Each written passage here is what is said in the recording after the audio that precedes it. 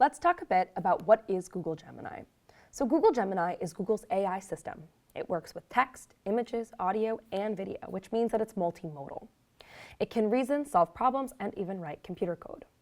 It powers smart features within Google Search, Gmail, Docs, YouTube, as well as other Google applications within Google Workspace.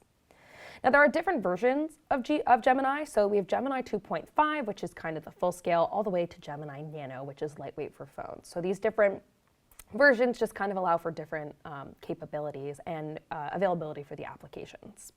We also have, and this is specifically for developers, so if you are a software developer, this might be more applicable to you. If not, but through Google's Vertex AI and Gemini API, those are just tools that you can use to build different applications within the suite of Gemini. So what Gemini does is it acts as a conversational assistant, and it's capable of, again, answering questions and generating text. So we can do poems, code, emails, small version, small documents. It can summarize information for you, so you can, ask it to summarize a document. You can give it a link. It can even summarize, Wikipedia articles, as well as brainstorming ideas and analyzing various inputs like images and videos. It also has the capabilities to perform deep research by analyzing numerous websites.